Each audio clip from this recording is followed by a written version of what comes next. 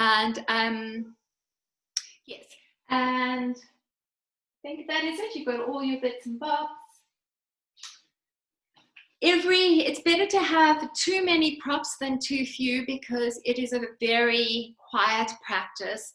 And if we're getting up to get bits and bobs along the way, then it really does disturb the mind and the nervous system. So let me see if I can share my screen. We will begin.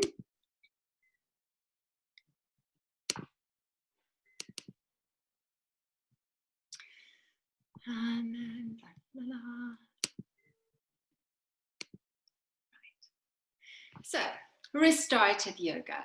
I'm not sure if any of you have much experience with restorative yoga. A lot of people on the 300-hour even don't. I think it's a style of yoga that has kind of not necessarily reached these shores effectively. Very few studios offer yin, and even fewer offer restorative yoga. It is prop intensive, it's very prop heavy. And maybe this is a reason, I don't know. I think it also gets lost in the popularity of the more dynamic styles of yoga. But it is a very beautiful way of practicing yoga. And calm is indeed a superpower.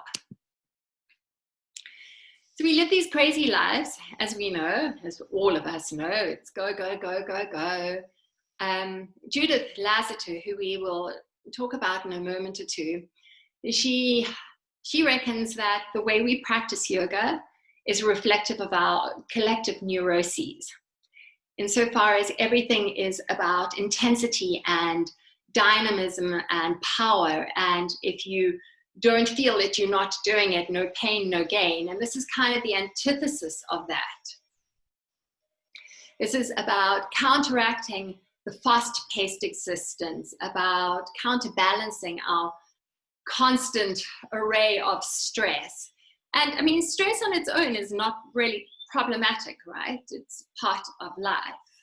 It's just kind of how we live our lives in a Western world, and maybe it happens, definitely just happens in this world at the moment. It's the ongoing relentlessness. So it's more about chronic stress. And our inability to not shut down, but actually rest. So our fast-paced lives lead to this stressed out mind and a stressed out nervous system. And we usually practice a style of yoga that kind of reflects that. I mean, if you think about even, not so much anymore, and not so much the way I teach yoga, the kind of people I attract, but if I go to yoga classes, if you watch in Shavasana, they're usually very, very short Shavasana, and half the people, they're twitching throughout, or they get up and leave during it. Or the moment that the teacher walks out, they quickly follow. So that little period of rest we have at the end of a vinyasa class, can't even be managed. We need to be able to move from a parasympathetic to a sympathetic from sympathetic to parasympathetic nervous system like a dance.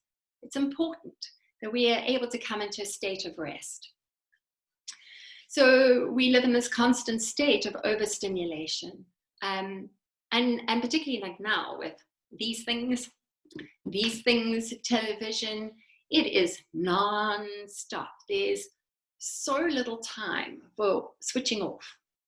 So this is a practice that allows us and encourages us and is created and focused around this idea of switching off and resting. It's a recuperative experience, and like I said, it's often overshadowed by these more dynamic styles of yoga. It's not going to give you toned biceps and a flat stomach, and it probably won't give you the best back bend in the world, but it will deeply connect you to yourself, and it will deeply calm your body and your mind. It is so slow. It's almost static. And you can see from this picture here that it actually is pretty static. Once we get into the shapes, the idea is that we move into stillness.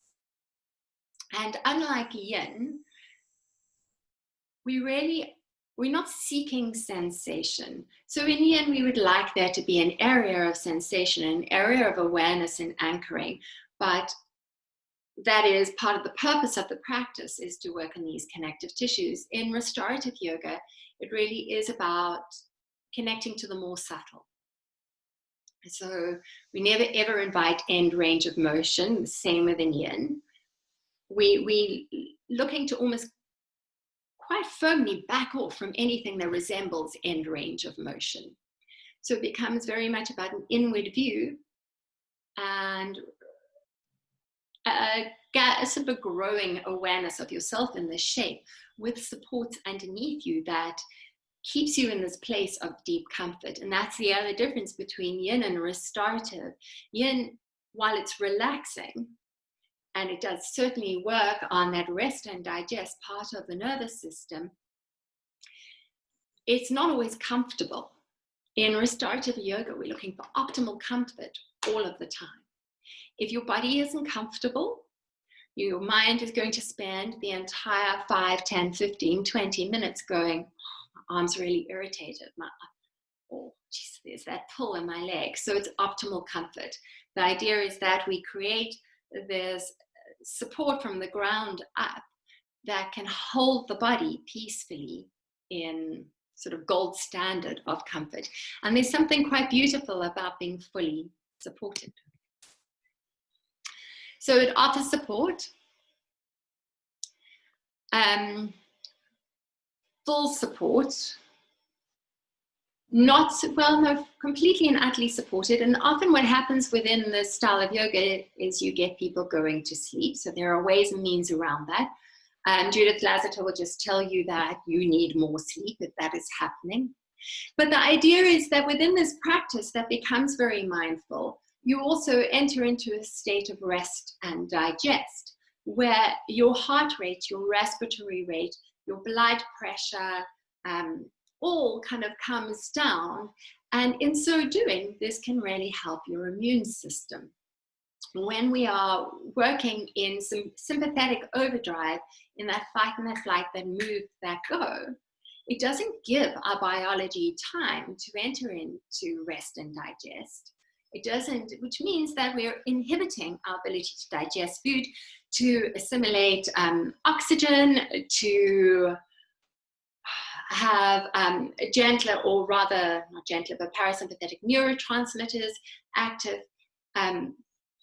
So it's higher cortisol, higher levels of adrenaline in our body, and that ultimately impacts your immune system.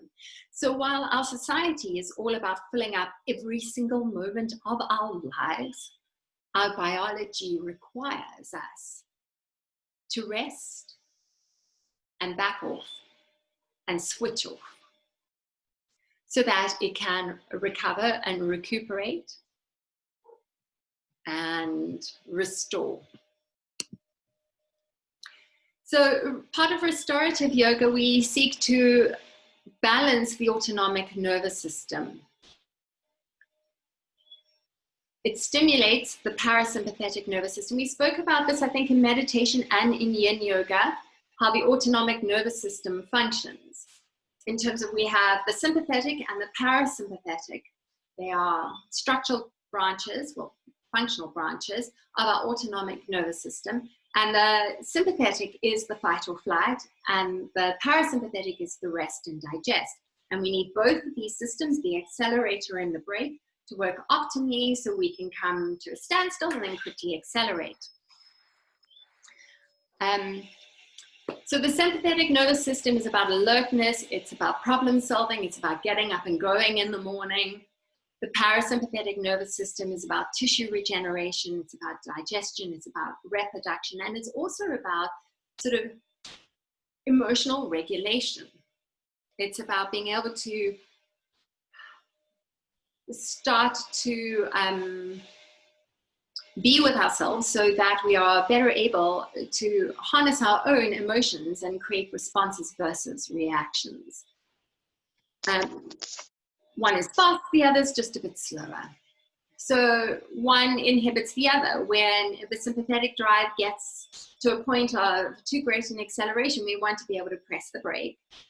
And this usually happens naturally in a healthy body and in a healthy emotional regulation system, when one inhibits the other. So the antidote to stress is relaxation, not more sleep. Yes, you probably do need to sleep more, but rest and sleep are quite different things. You can go to bed, I don't know, fully charged or quite stressed out, sleep for 7 hours and still wake up fairly stressed, right? But if you do something like restorative yoga or yin yoga or meditation, it's quite a different feeling in your body, that sense of almost recovery and rest. So like I said before, in the other sessions we have done together, really what it does is it changes this chemistry in your body. So in order to do this, in order to bring us into this wonderful state of calm and relaxation, relaxation being a grounding down of the nervous system, we use props, and a lot of them.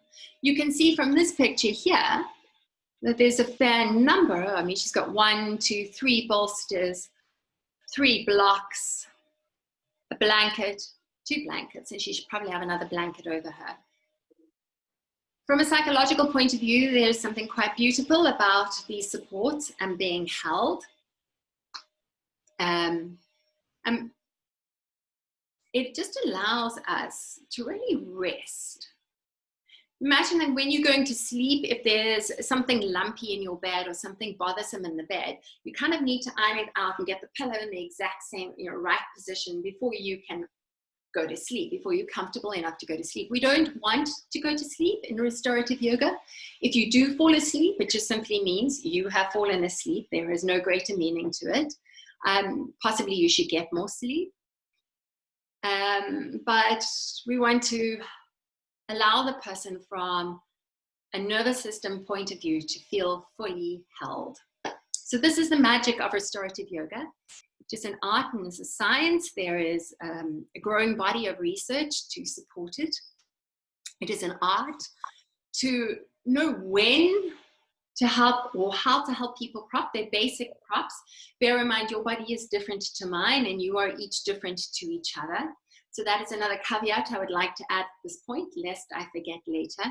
That normally if we were to do this session in a studio, I would spend a lot of time looking at everyone to assess and ascertain how you need to be propped with the props that we have. I obviously can't do that from here, from my laptop to yours. So we have the general layout, but it depends so much on proportion, on body, on how you position yourself, as to whether or not the standard layout of the props works for a person. So a teacher does land up spending a lot of time just helping someone prop themselves. And eventually just get good. You can see from a distance. So a little bit about the history of Iyengar yoga, of restorative yoga. It does stem from Iyengar yoga. And Iyengar being the father of props, the premise of the props were pain or injury can result from a student straining in a pose, but then he later used props sort of as an expansive version of that to help people recover from injury or ailments. And he was actually pretty good at doing it. And he did this through the use of props. This lovely lady here, and I do think she is a lovely lady, Judith Lassiter, she is kind of the mother of restorative yoga, and she is single-handedly, I believe, the reason why it has any kind of popularity in modern yoga studios. She trained with Iyengar, and then she kind of initially brought it in as a rehab style of yoga. So the idea was to help people recover where they couldn't move a shoulder, to create the support for the shoulder, and then you could still be in this quite a gentle pose. But because of the way we live our lives and our need for restoring, it has become a style of yoga that is less about rehab nowadays, although it can still be used for that. I use it quite a lot with ill people and older people. It is generally a lovely way to invite curiosity, invite a different approach to a yoga practice. So it's now used as a tool for recovering from stress and restoring health. Because if we are able to manage our stress, if we are able to bounce back from stressful situations, then we ultimately do have better health. So Judith Lassiter refers to restorative yoga poses as active relaxation, with the idea being that we don't just lie back, hang out, let our minds travel to wherever they're going to go, and be done with it. You're quite actively present. So I like this quote. She's a very sage and wise woman. I think she started Yoga Journal many, like 40 years ago. You can't make yourself be compassionate. You can only keep stepping back and becoming a larger container in which compassion wants to live. This practice should open us up and crack open our hearts again and again. So some of the poses will have an overall benefit. Others target individual parts of our bodies, such as lungs or heart. There's more sort of like a focus on a theme around the classes that I do, focusing on individual parts. We don't really do that in the same way that we do in, say, Vinyasa yoga, where we're going to work, say, arms today or abdominals. It's more a general region. All have a specific physiological result or response, and all of that is beneficial to our health. So it can really reduce the effects of of stress, and the result of sort of like dis-ease or disease that happens as a result of this chronic stress and our response to it. So some of the benefits. Restorative yoga is about opening, not stretching. So if we think about the physical sensation of stretching, this idea of really feeling something somewhere, restorative yoga is not that. It asks us to be inquisitive about the subtle. Remember, we back off from end range, we fully support it. So we get to really fine tune our attention as to what is happening where. And I really like the idea of connecting to the subtle, because the intense is obvious, right? The intense is where attention always goes.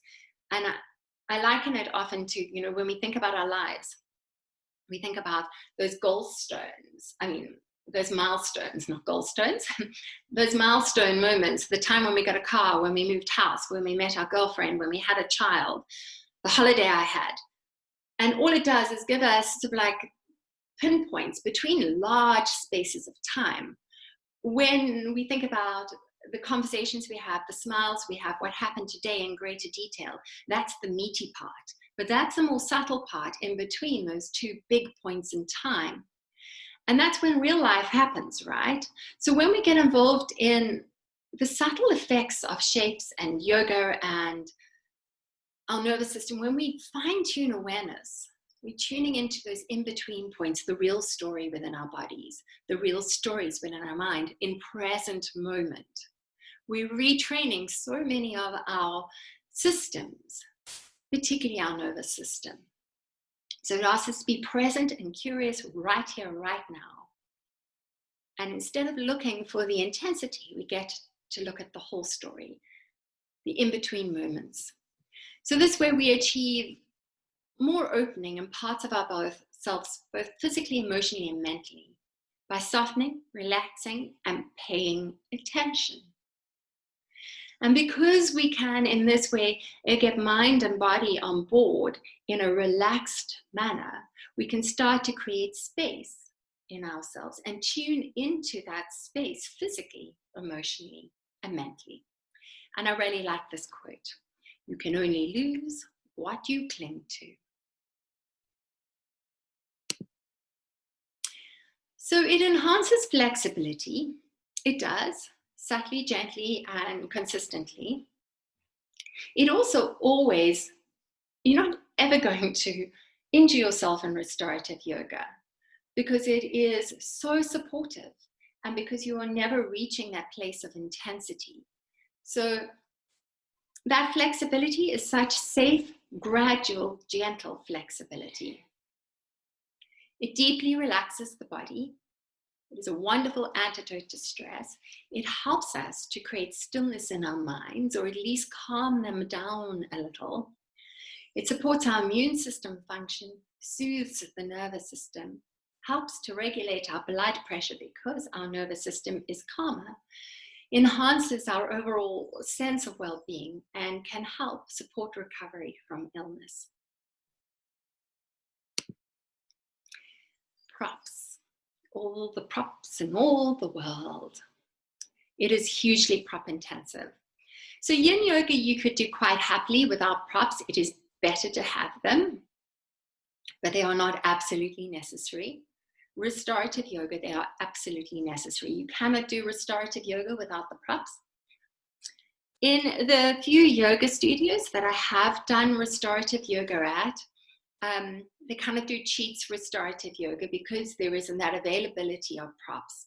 And that's okay. It's okay to do cheats version. It's better to do the full version with all the props of all the world.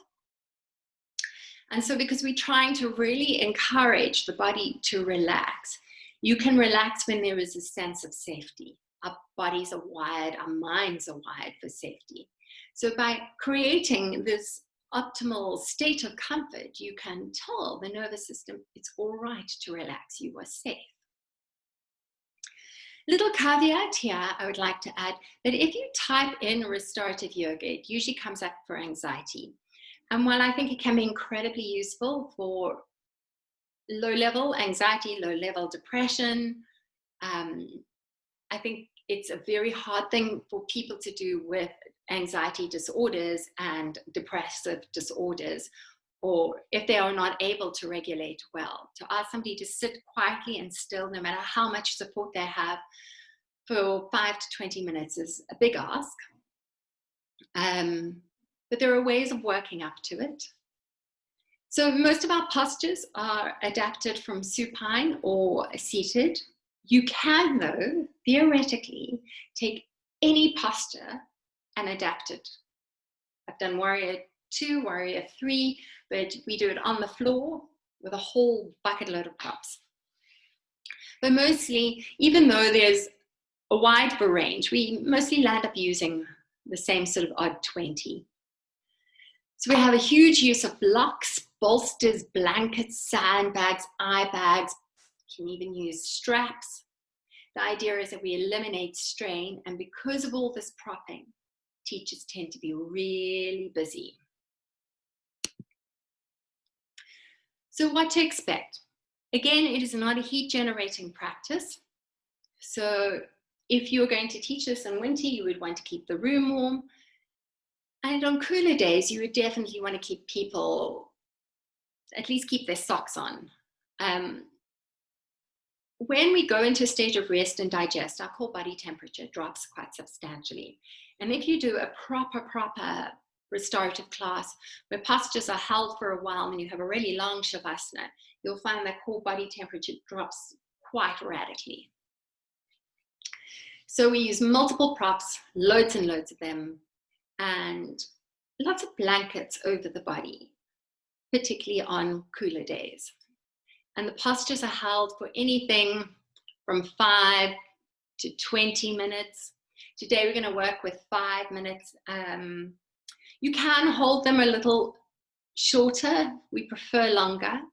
And theoretically, if you are fully comfortable, there's no real strain on any area of your body, you should be able to hold them for a while.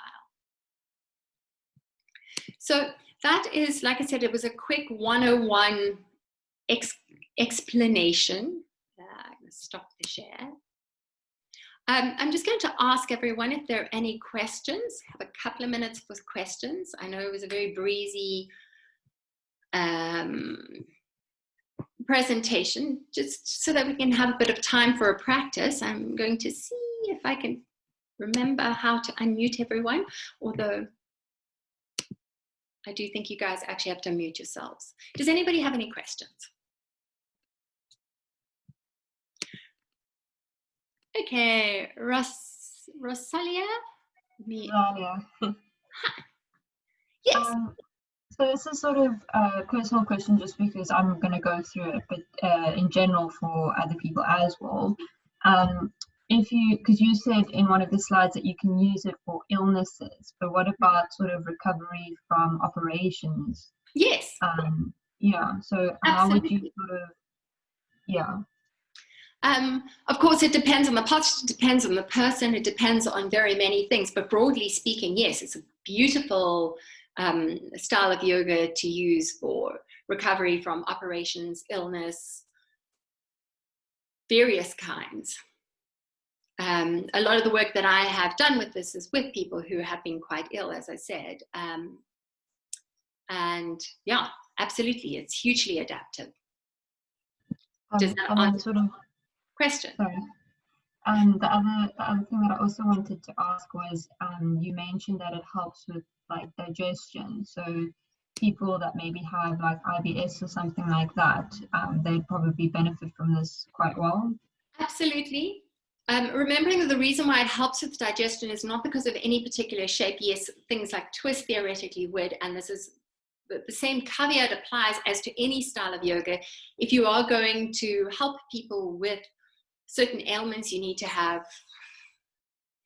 understand your scope of service, remembering that we are not physiotherapists, we are not chiropractors, we are not healthcare professionals, we are only yoga teachers, and that if you're going to take that beyond that, you do something like yoga therapy, which is a whole separate training. But if you are going to work with people who do have this ailment, the advantage to something like restorative yoga is the effect that it has on your nervous system, and that's why it might be able to help with IBS. Because when we come into a state of rest, where we are able to enter into this parasympathetic nervous system a little more, it is that our body slows down so that the enteric nervous system can start to work optimally. We cannot digest things when we're on the go. That can only happen when we no longer need high-level emergency systems to be running. It comes when we have time to slow down. We are able to then run that system. So yes, it definitely would. But again, it depends on your person, depends why you have them. This is just a tool in the toolbox. I think it's great for people normally. Sometimes I use this at the beginning or the end of a class, depending on the class. You know, I think people have, we have quite boxed ideas as to what yoga looks like, what yoga is. With anything, or I have boxed ideas what Tai Chi looks like or gym looks like. And it really is about educating people into different aspects of yoga and the value of it. Because if we're going to spend an hour of our very busy lives doing something, then we need to understand the value of it, particularly if it's something where we're not going to feel great intensity or walk out with, I don't know, washboard abs. Yes? Does that answer your question? So there are many different ailments you can use it for, but if you are going to offer it for specific ailments, you need further training in it. Yes? Any other questions?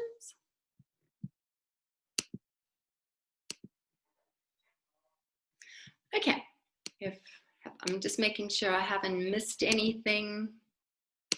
In that case, we're going to proceed with a very, we've got about an hour to do it. Gentle practice, and all we're going to do in this practice is move our spine in different ways with full support. So I'm just going to close this down for a moment. I'm going to come to our mat with the entire house. Actually, let me move mine to this side so you can see what's going on. And we're going to start off with, and everyone's seeing me, I'm a bit dark. I might switch on my grand spotlight quickly.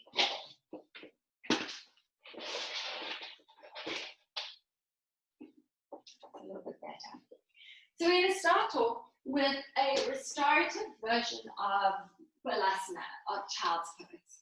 And for this, you will need a bolster. If you don't have a bolster, then it is useful to use 1 or 2 pillows. You obviously want to take the length of your body, and if you don't have pillows, you can grab all your blankets in the world. The better blankets are the firmer ones, so you don't want anything that you'll like squish into, but we make do with what we have. And if you are using pillows, just firmer is better. And sometimes it's nice, you might need 1, you might need 2. So I'm going to set it up in quite a standard way. I'm going to show you 2 standard ways. One is just to have a wide-legged child's pose. If this bothers your knees, you can put something underneath. You can even put a little blanket under the shins and a support for the ankles. If you're quite a happy child's poser, you'll then take your bolster and place a blanket over it. You might need 2 blankets, you might need 2 cushions. The idea is that when I fold over it, I'm fully supported. Sometimes what happens is people don't have quite the flexion for it, so then you need to take a pillow and place it over the belly. And you might need to do the same for the spine. If you do happen to have bolsters and blocks, and you need a higher bolster, a nicer way of doing it is to take 2 blocks,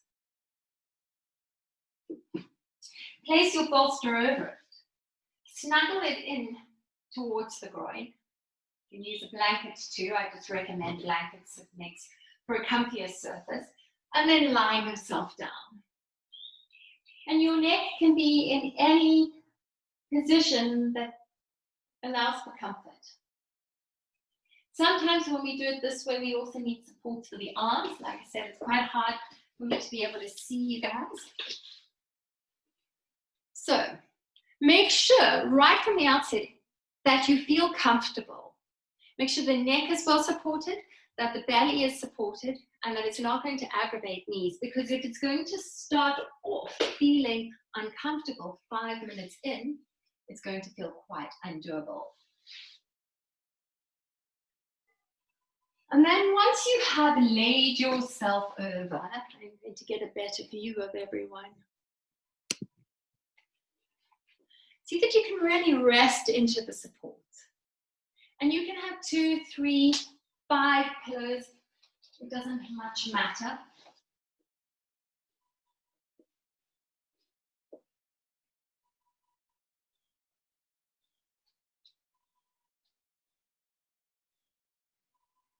And from this point, just notice that you're breathing.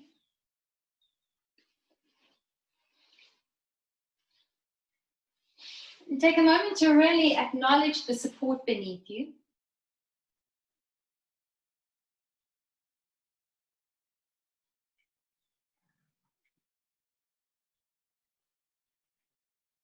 Try not to have the head hanging off. You want to be able to support the head because it pulls onto the neck. So ideally we are gazing in one direction with our eyes closed, or rather have the head turned in one direction, in the direction that best supports.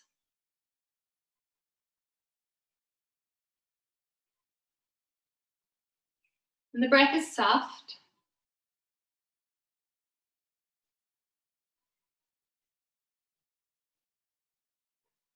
And receptive. So just alerting yourself to the sense of breathing into the support beneath you.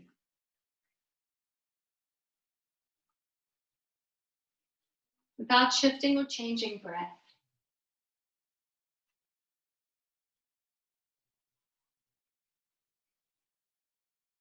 But by really acknowledging the structures of earth rising up to hold you.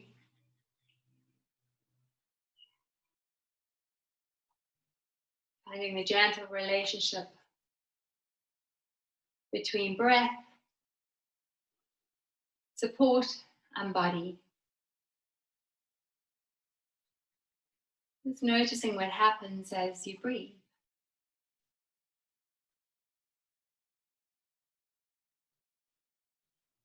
It's fully held, fully supported.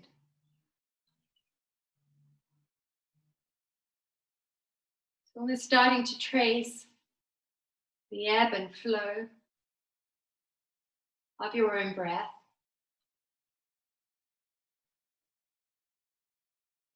In this shape.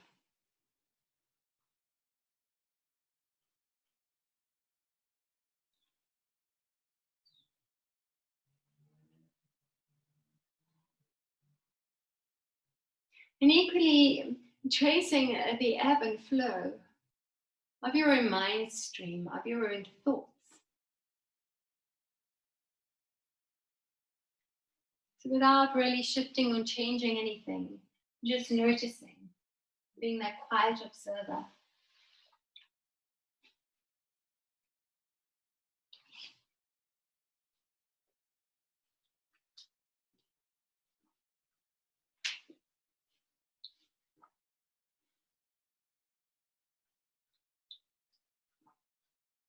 Still attentive to breath.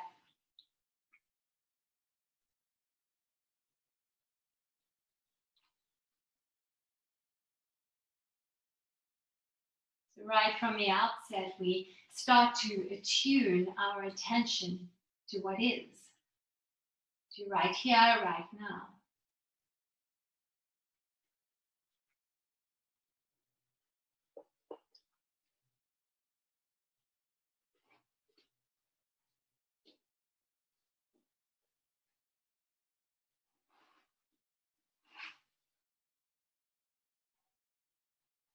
Just gently going to turn the palms to the ground.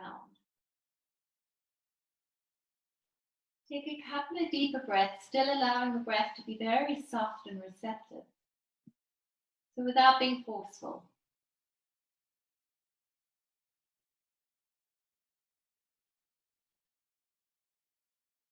And then gently applying pressure to your hands. Finding the relationship between hands and earth. And then just taking a few breaths to very softly and slowly start to pad your hands back towards your shins.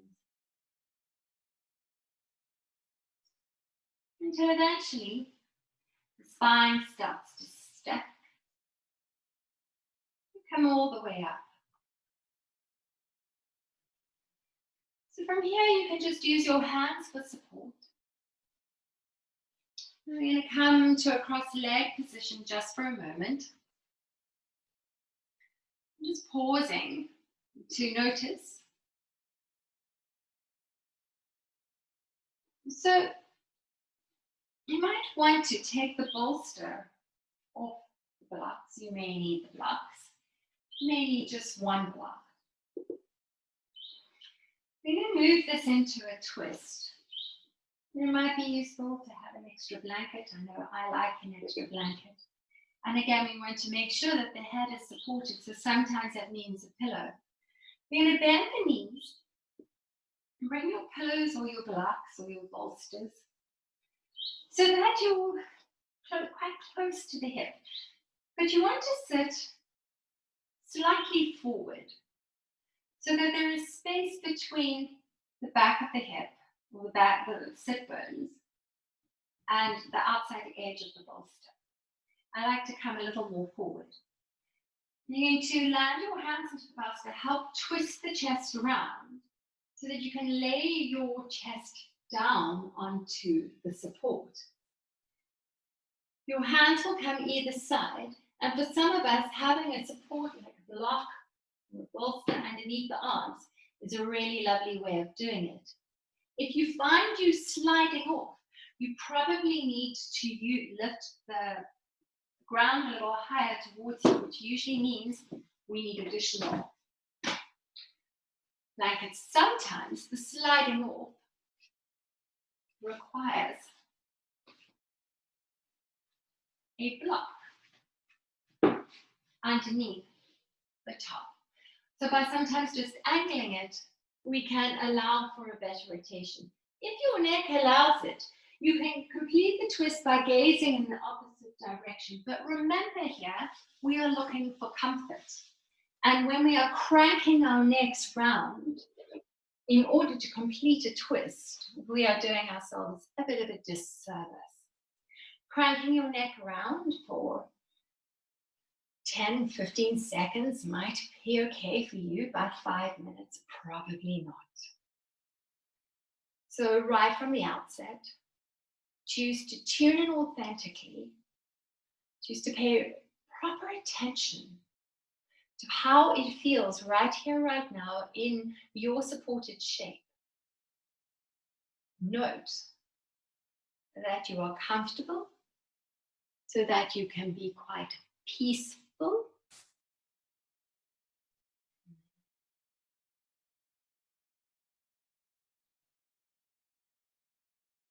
And from this point,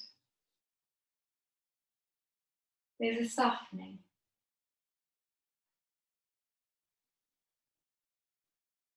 From this point, there's an easing.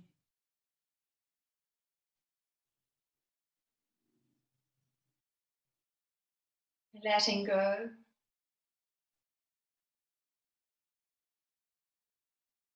A releasing.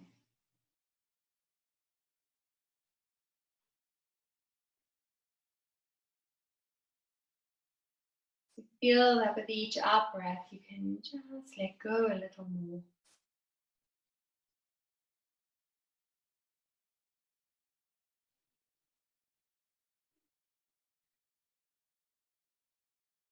You might want to use this opportunity to really scan your body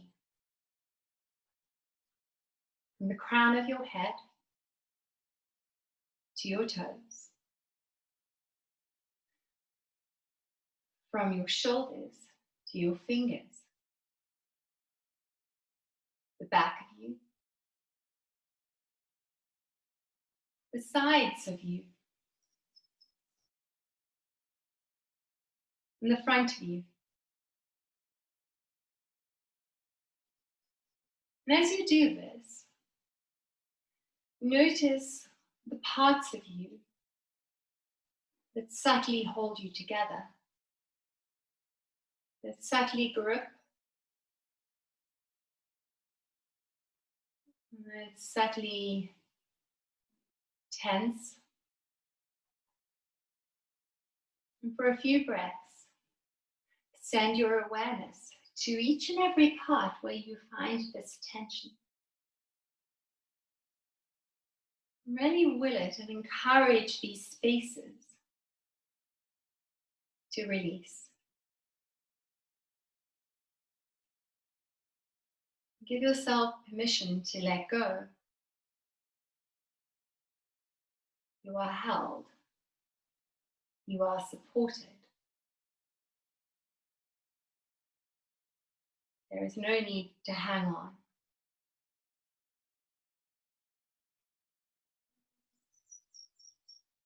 With each out breath, you can invite a little more yielding, a little more surrender.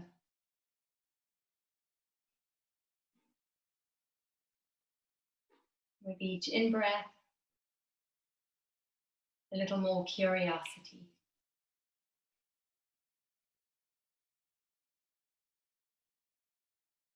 So we use these cycles of breath, however they appear,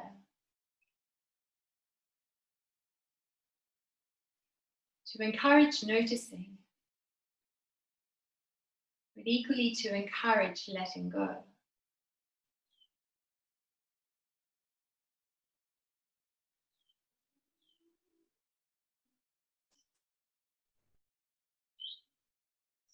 And this is something you can continue to do. This navigation process. Noticing yourself held and supported in time and space, from the crown of your head to the tips of your toes, to the ends of your fingers. Front body, back body, side body.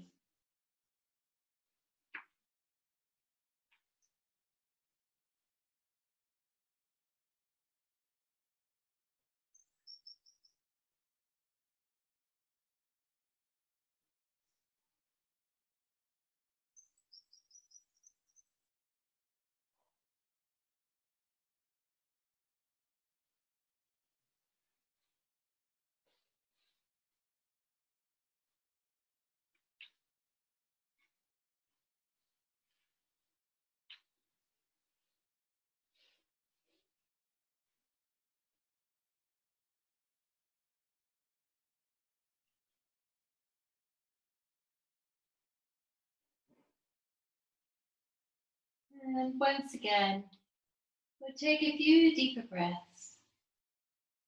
It's using the breath as a reminder that we're about to move. It's a way of alerting the body.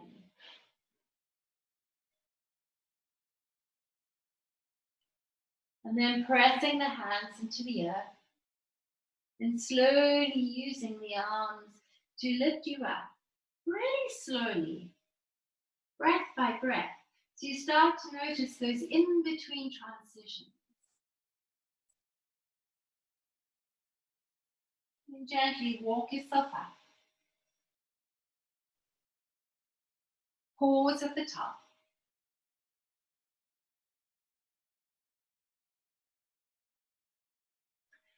And then we just simply draw the knees together and move yourself over to the other side.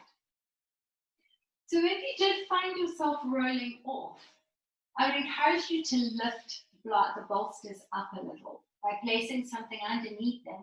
And sometimes that means we've got to create further support for the waist.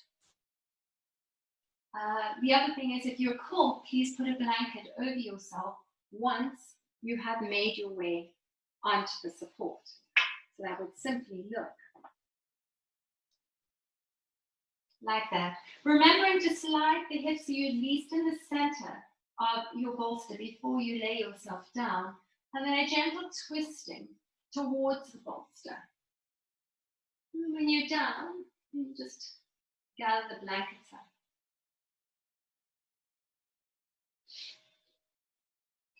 But there's real attention to how we place ourselves, remembering that there is a search for comfort, because comfort allows safety and safety allows for rest. And rest brings innumerable benefits.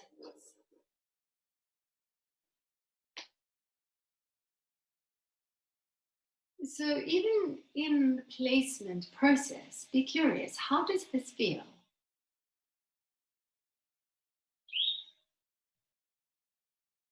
Checking in with breath, noticing that breath is well supported, insofar as it is able to flow freely.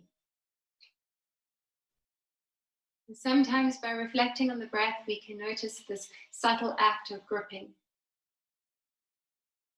As the breath begins to shorten and gets stuck. And sometimes that stuckness is a gentle whisper.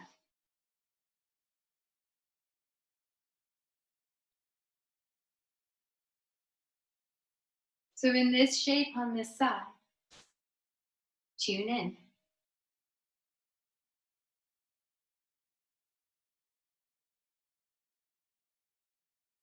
Notice how perhaps this side feels quite different to the other.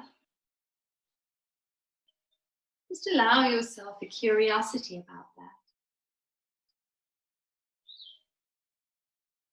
Without the long and engaged stories as to what happened when and why. Let it be an unbiased noticing.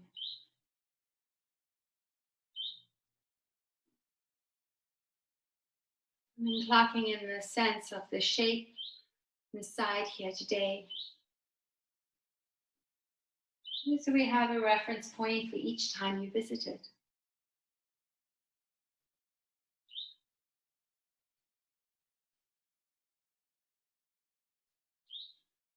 And then there's the expansive awareness, the expansive noticing. How does it feel to be here in my fingers, in my toes, in my nose, in my eyes, in my neck, in my shoulders, in my hips, in my legs, in my spine, in my breath.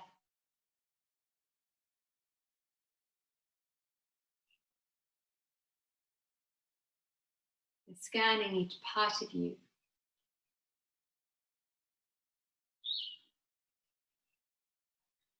Evolving awareness of each part of you.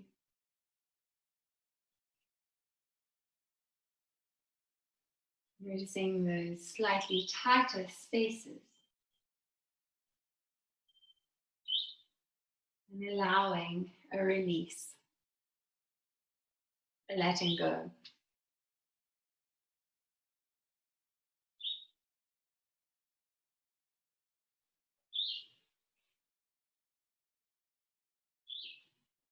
Breath by breath.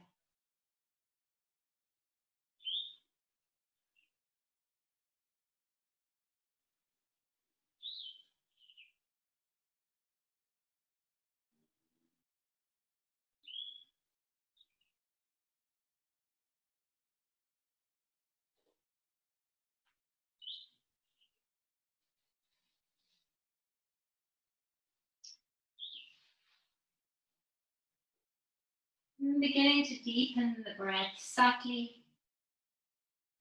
gently.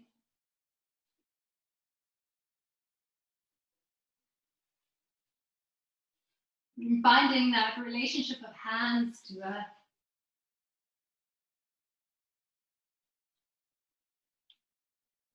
And pressing the hands into the earth. Just allowing the head to be a little heavy as you slowly start to walk the hands towards the hips. Taking a good few breaths to arrive.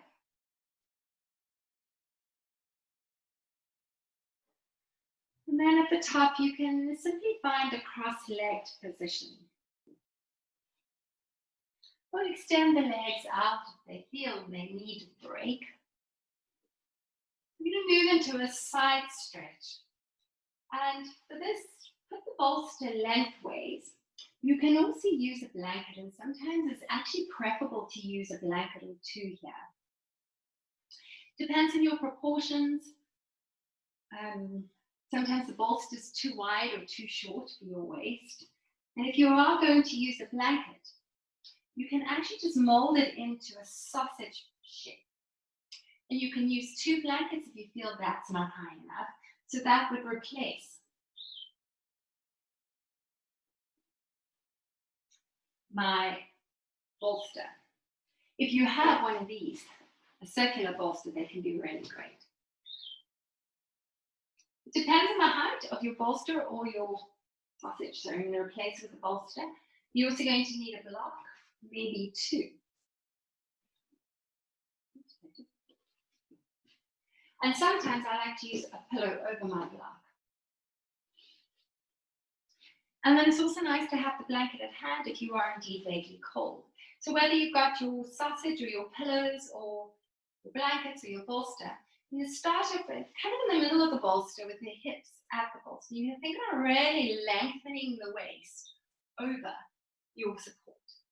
Your bottom arm will land in between your block and your bolster or your pillow or your blanket. You want to be able to lower the head to the ground, to your support. If my head is on the ground, it's going to put strain into the neck. And if my block is too short or too high, because equally, we want to avoid this happening, where the head goes in an angle, higher angle, to the shoulder. So there's no pressure on this bottom arm. Legs are going to be bent. So this should already feel quite nice. In terms of the top arm, we have a few options. You can just lay it on to the right hip. You can lay it in front. You can also take it onto a block straight ahead of you. You can take it onto a block further up. Or if you like, you can take it onto a block all the way over the head. A little caveat here, remembering it's not a back bend, so we don't want the top shoulder to come way over the bottom shoulder, nor is it a forward fold, although we would prefer that to the back bend. And you may or may not use the block. I prefer the block. Once you have your version, again, it should already be rather comfortable, and maybe you need 2 blocks. And again, remember, we're not looking for intense end range sensation. Looking for about 50% of your doing. Really not more. So this is such a practice of middle road, such a practice of getting out of our own way and finding what is quite the middle path. It's a practice where less is a whole lot more.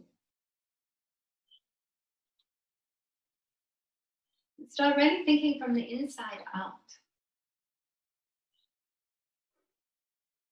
How does this feel? What do I feel? And where do I feel it? How loud is that sensation? If something is screaming at you, you're probably doing too much. So back off, place a block under it, under the hand, under the head.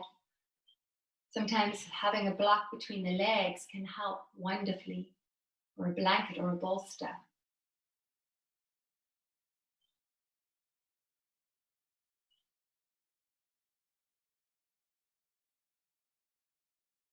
Now you are able, from here you are able to rest into this gentle side bend.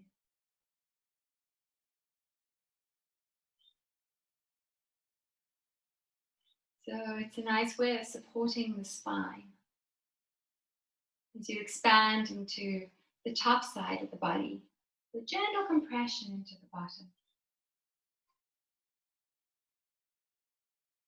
And really able to feel for the supports, acknowledging them. We frequently have a lot of support in our lives that we fail to take cognizance of. So really notice your body heavy. On your pillows, your blocks the earth.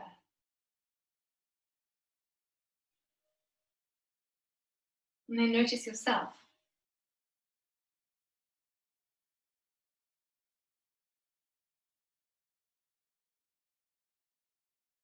Notice yourself from the inside out.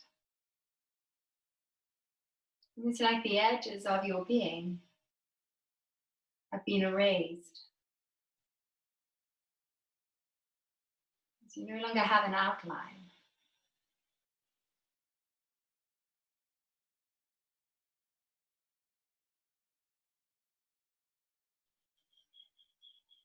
You start to feel the hands without moving them.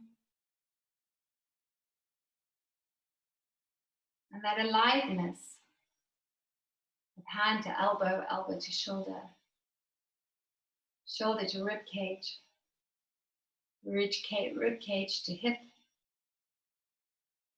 hip to knee, knee to foot.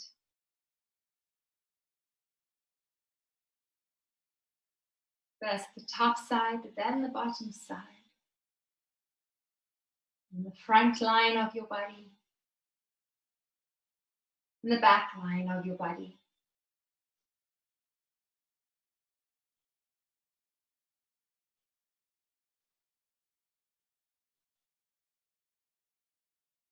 Noticing yourself, breath by breath. Here in stillness.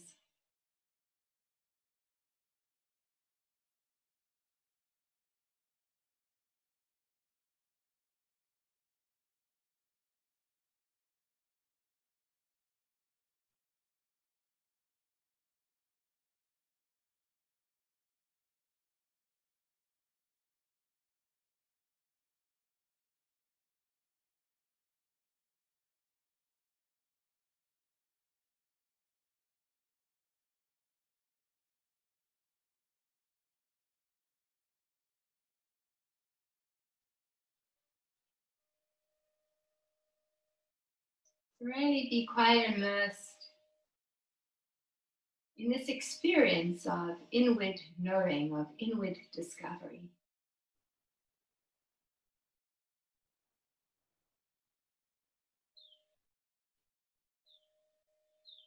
So that your mind begins to travel on this inward journey rather than sporadically grappling with things that are not here, right now.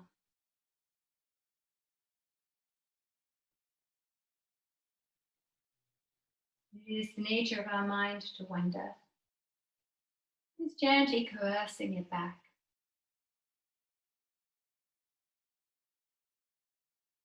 To you in this moment, in this body.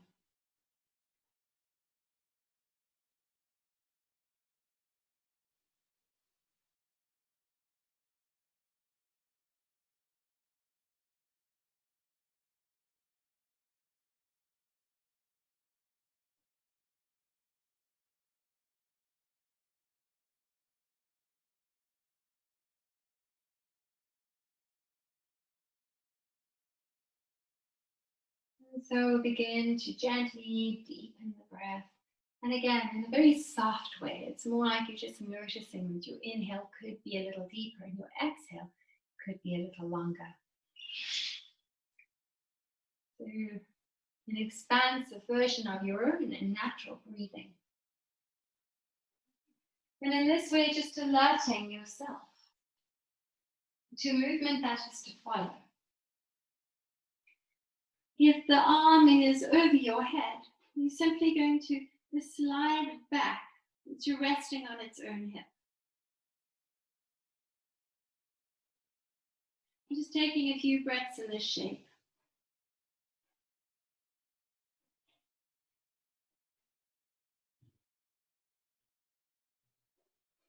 And then landing that top arm onto the support or onto the earth. And then very slowly using that hand to lift you up. Using your bottom arm too. So you have these internal structures of support that can help you rise peacefully. When you come up, just pause for a moment. And then when you're good and ready, we'll move over to the other side. So you're just going to softly move yourself around. Try not to move too quickly. And then finding your hip in the center of your support. And there's a lengthening over of the waist so that that bottom arm can slide between the head support and the torso support. And then you can decide where your top arm will go. And bear in mind that we want to work from a truthfulness, a place of self-honesty. So often we have expectation that one side should exactly mirror the other. Most of the time it does not. So explore. Feel where this arm is happiest, placed.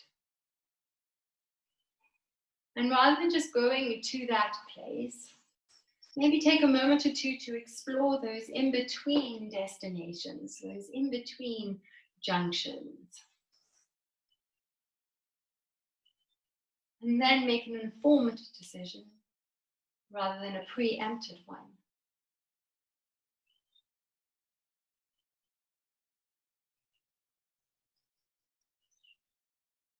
So these slower practices can really be about data collection.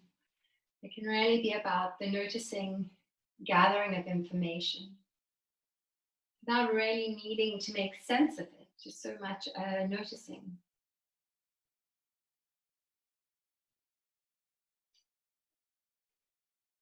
By noticing ourselves in time and space, by noticing a particular region of our body, some quite profound and interesting things happen within our nervous system, within our brain.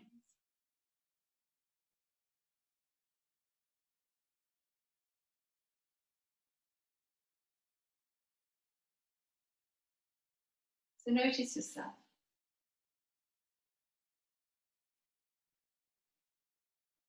Pay attention.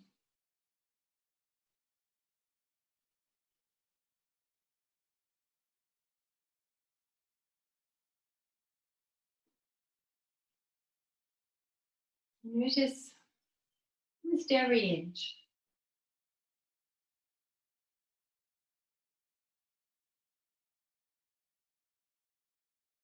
Even your eyes, your nose, your jaw, the back of your skull, the front of your skull.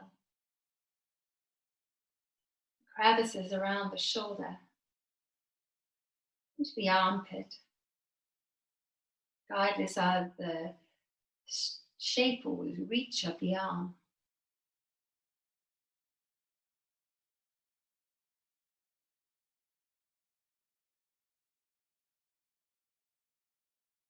Noticing the hips, the legs, maybe even paying attention to each rib and the spaces between, to each breath and the spaces between.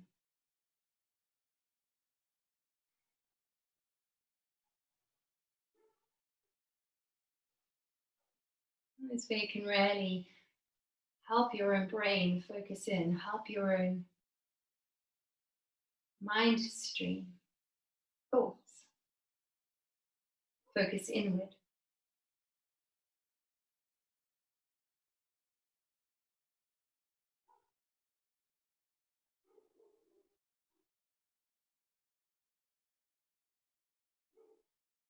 So really there is just you, your breath, your body, and the supports beneath you. It's a subtle but quiet chain of information.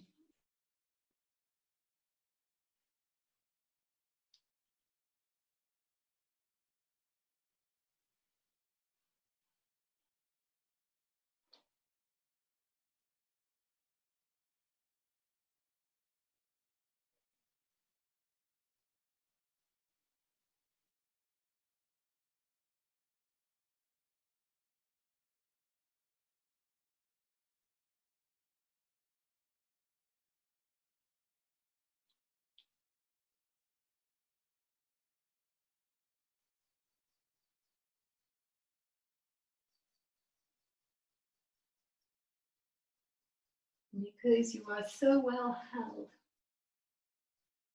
so well supported, you are able to let go,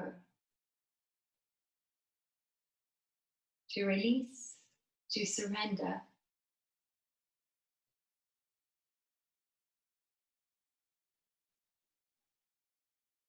Breath by breath.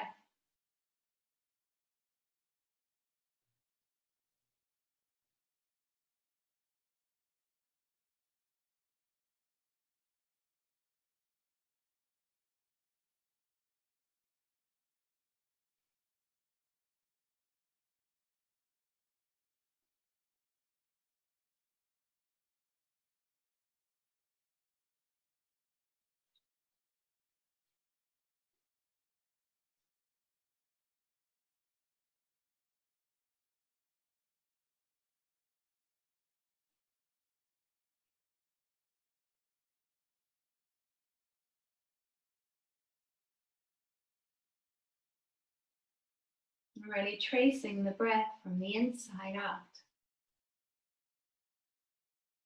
Just noticing what each breath brings, what each breath releases.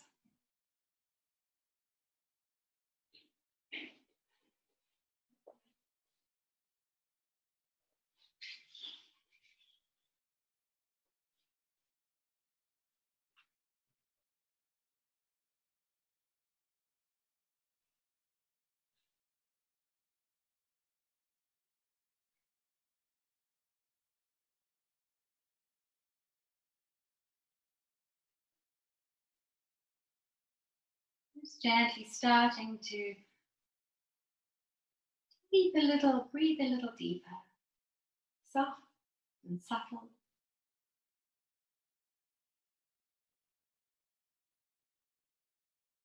And taking your top arm and just resting it onto its own hip.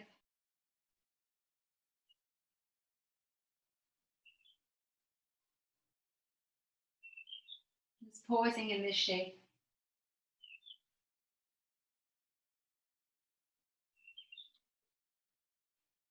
And then landing that top arm either onto the earth in front of you or onto the support on which you rest.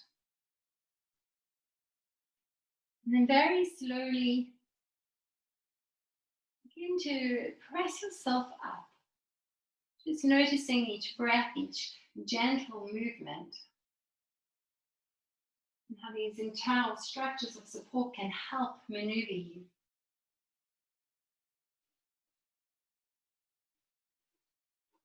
When you get up to the top, just pause there with your legs crossed.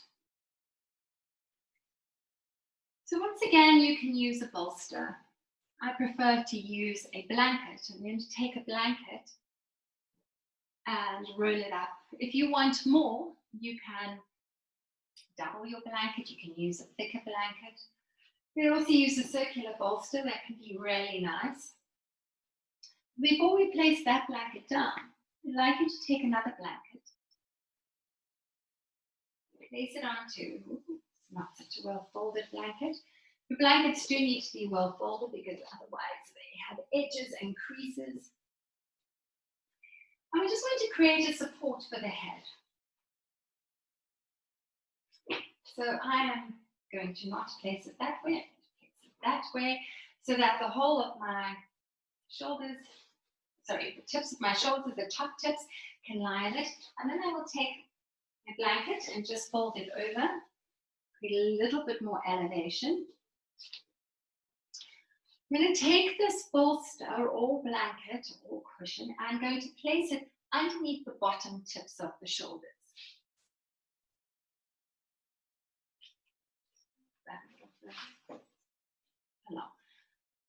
So the whole of my shoulders, heads, are on the earth.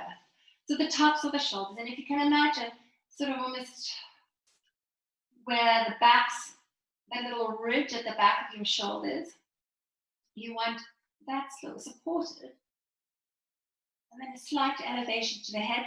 You can also take another blanket if you would prefer. Not only to cover yourself, in the end we land up using 100 blankets, I know. But sometimes what's quite nice is to take the blanket and create a little support for the neck. And so from this point, you can cover yourself in a blanket. You can extend the legs out in front of you. You can even bring the legs into Baddha Konasana, but then you are going to need further support for the outside edges. So since we're not doing that, arms can go out to the side. You can rest the hands onto the belly. You could take an eye bag and cover your eyes. You can take a blanket and cover your body. So it's not a huge elevation into the chest. It's a small one. But again, you can moderate that. If you feel you need a bigger opening, you can use a bigger bolster. You can use 2 blankets. If you feel you need smaller, unravel your blanket. And make very tiny, tiny elevations. Sometimes we literally just use one that's a couple of centimeters tall. So decide where you're at today. Maybe take a moment or two to explore. It is really worth exploring. Often what we think we need is no longer appropriate to us. Make sure that your head is well supported. And try and get out of this mind of more is more. So just a gentle opening. And the head support is there so that the chin isn't pressing up to the sky, that there's just a subtle flexion. So good space between the chin and the chest, but not so much space that the neck is arching. So think about having the chin almost parallel, if anything, can be ever so slightly in flexion.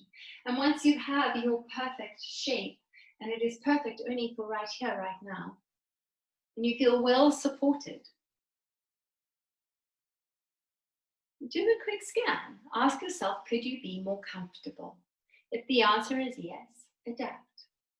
And then see that someone has a bolster under your knees, you can absolutely do that. That's a fantastic idea. Still brings the elevation into the chest, but allows for a bit more softness in the body.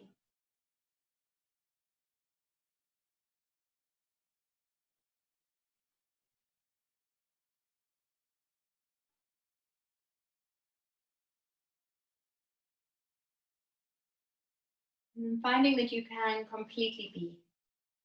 That what you have is this optimal sense of comfort, this optimal sense of support. So there's no need to shift around.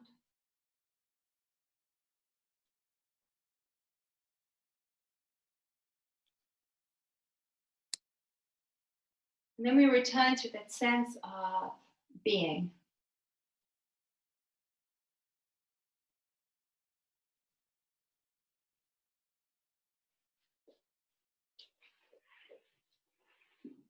To noticing.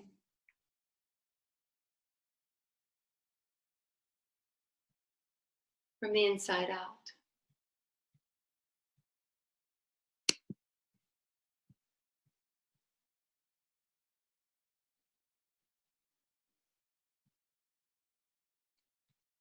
Feeling for the supports beneath you.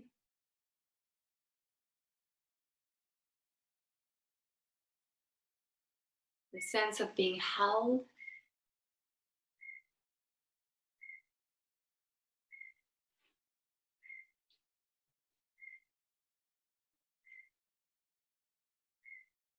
And the sense of noticing the supports within you.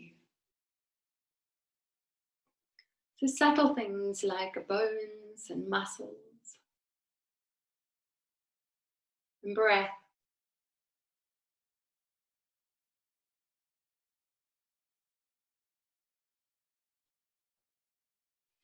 Letting the breath be unhindered, uninhibited, and free. You might also notice, as you lie here on these supports, this deep sense of gravity. The weightiness of your body as the earth rises up to meet you.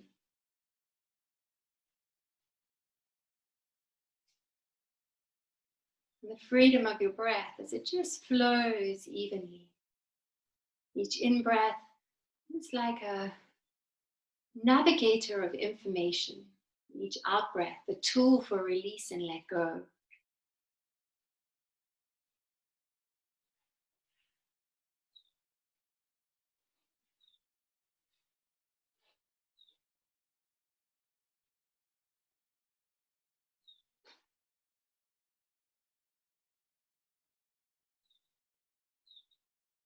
Breath by breath.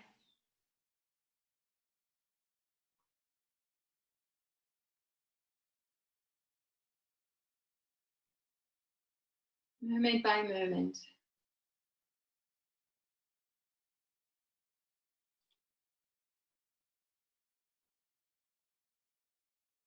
Noticing yourself in time and space, fully held.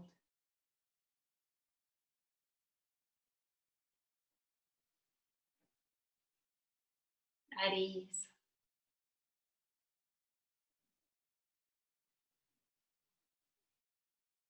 At peace.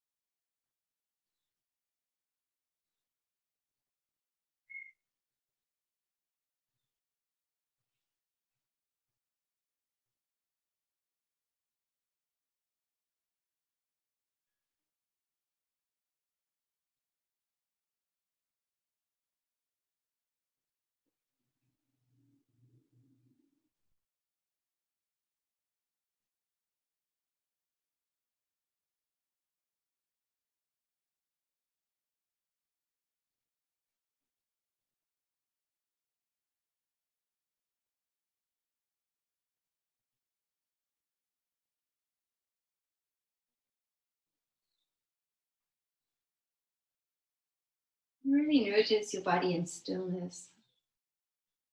And this deep sense of gravity and support.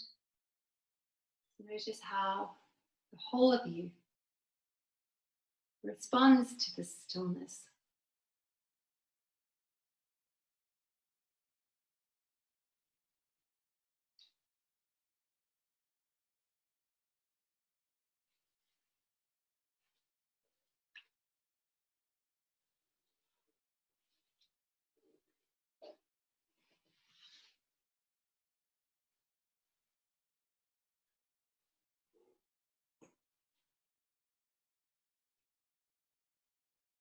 So just gracefully expanding the breath really softly.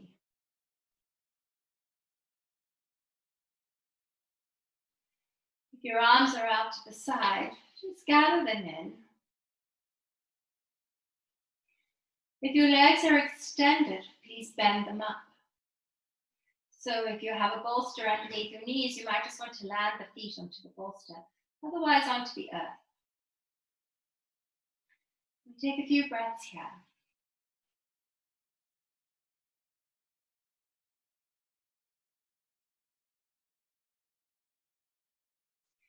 Then just gently going to draw the knees into your chest and roll over to one side. And just pausing in that nesting shape for a moment. And then from here, using your top arm to help you, slowly pressing yourself up to sitting. And when you get to the top, again, just finding a cross-leg position. So we are running a little late. If anyone does need to go, there is a recording of this. We're going to move into Viparita Karani. And I'm going to give you a few options. You can take your bolster and place it at the wall. I would have it a couple of centimeters, a couple of inches, about 10 away from the wall, 5 to 10. Or you can press it right up to the wall. I prefer it away. You may not want to use the bolster because this does make it into a slight back bend. You might decide that that is too big, and in fact, you would like to use a cushion. Mine looks really thick, but it compresses quite low. Or you might just want to use a blanket to make it an even smaller ledge. Or you may not want to use a ledge at all. These are all perfectly good versions. There is, however, no glamorous way of getting into it. So if you are using a support, you're going to need to pick your sit bones up, press them on, snuggle into the wall. Use your bottom arm for support. So you're going to lean into the ground, simultaneously swing onto your pelvis and lift the legs up. If you have restricted hamstrings, the legs can be bent. If you don't, it's still quite nice to keep the backs of the thighs a little away from the wall. And you want the pelvis on the bolster, not the lower back. And again, you can use a support for your head. You can have the arms out. You can bring them to your belly.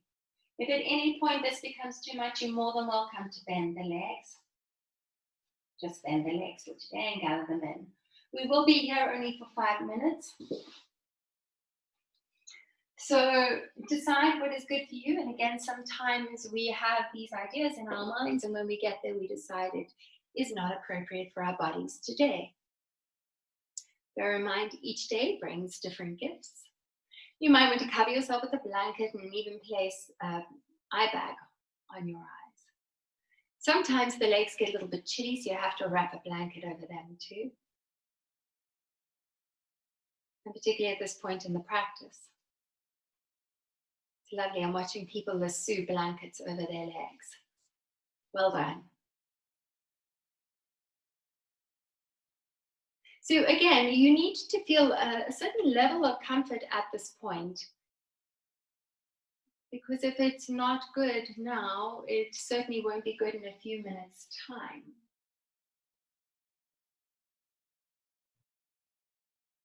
And this is our version of an inversion.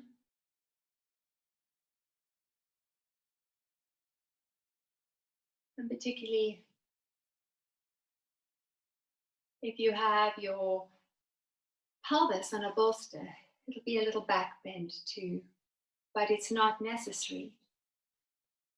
Sometimes lying the back flat onto the earth is a much nicer way of doing it. But once you're there, feel for the supports. Feel for the wall, the earth beneath you, perhaps the bolster or the blanket that helps you lift the earth up to meet you.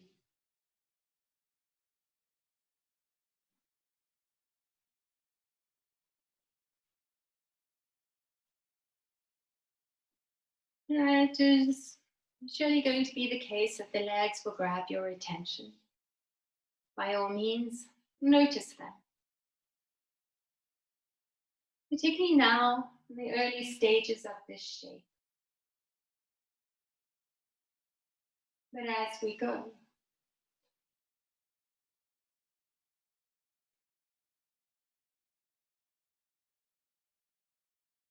earth beneath you, wall supporting you, breath within you.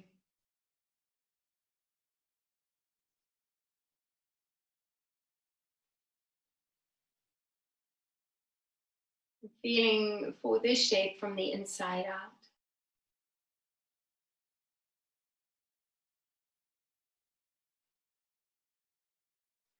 Noticing yourself right here, right now, in this very moment, with this very breath.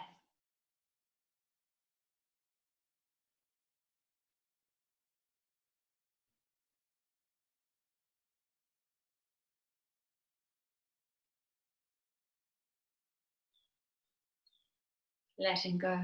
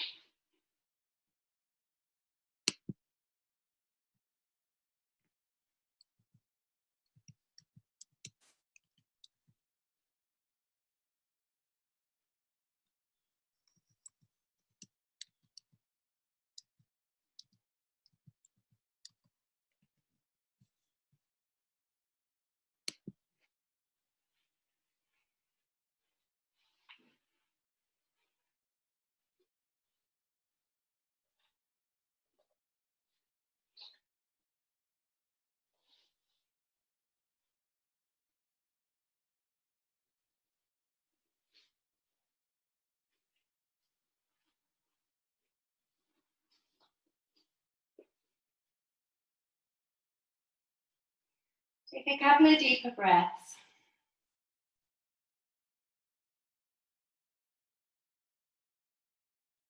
Soft and steady.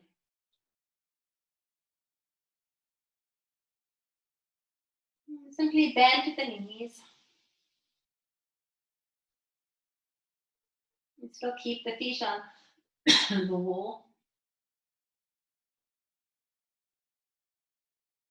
And then soften the knees in towards the chest. And just as there was no glamorous way to get up, there's no real glamorous way to come out. You just open the arms out and then roll to one side. And then press yourself up to sitting. I'm going to take that bolster and move it along the mat. I'm going to make our way to Shavasana. So Shavasana in a restorative practice is slightly different. I'd like you to take one blanket and make it into quite a thick sausage.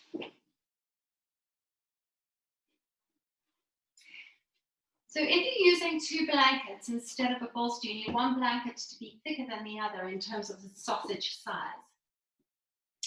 We need to use a blanket for the head and maybe even a pillow in the cheeks version.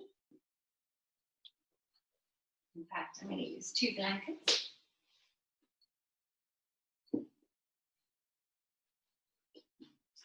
And you might need a blanket, and in fact, you probably will, for over you. But you're going to place your knees on top of your bolster, your thicker blanket, and then the second blanket is for your ankles, so that the heels can lightly hover off the ground. I don't know if you can see, but my heels aren't touching down. And then I will lean back. Ideally, we want the blankets a little higher, so that they're just at the back of the shoulders. And the head is well supported. The arms can go out to the side, or they can rest onto the belly. You actually want the chin slightly in a flexion. And you will notice the difference between a support under the skull and not. And then from that space, we will come into our final shape, Shavasana. So support underneath the knees, under the ankles, under the head. So there's a gentle tucking of the chin.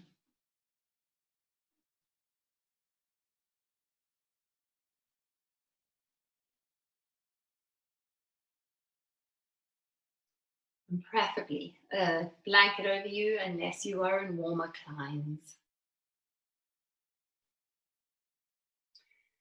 And so we come to our final shape of letting go.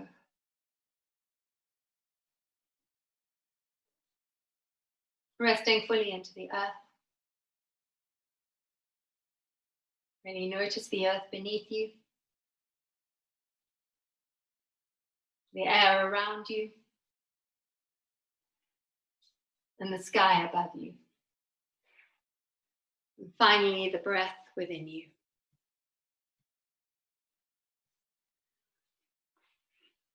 And it's just you, your breath, your body, and the earth.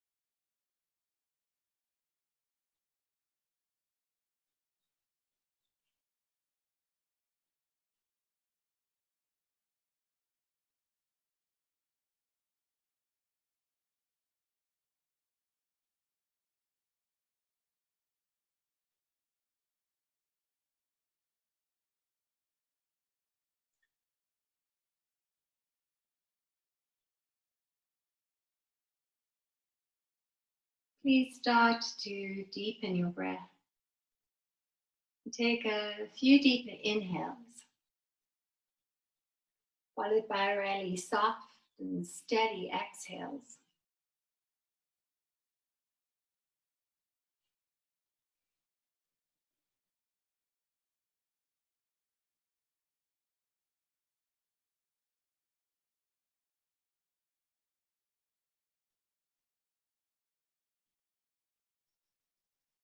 And then gently begin to move your fingers, move your toes.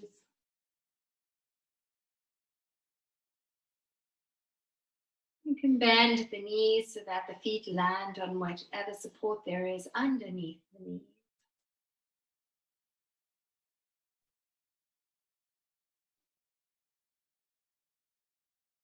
Just pause here for a couple of breaths.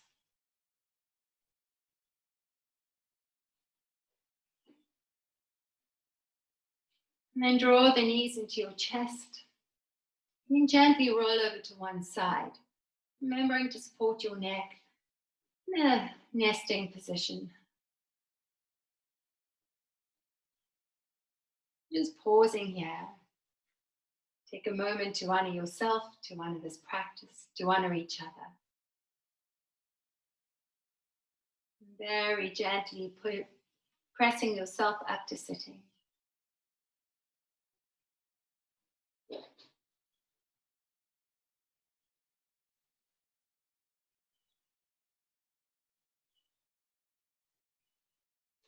Gather the hands to meet center of the chest and gently bow chin to chest. And taking your hands to your forehead for graceful thoughts.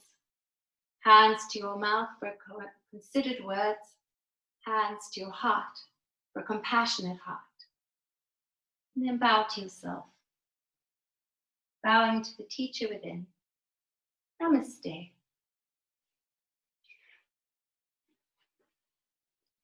I really hope you all enjoyed that and have a deeper or an understanding of an experiential understanding of restorative yoga, and hopefully I've converted a few of you. If you have any questions, please SMS me or email me. I'm available anytime. But otherwise, have a really beautiful Monday. Thanks, Carla. Bye. Thank you, Carla. Bye. Thank you, Carla. Bye. Bye-bye. That sounds wonderful.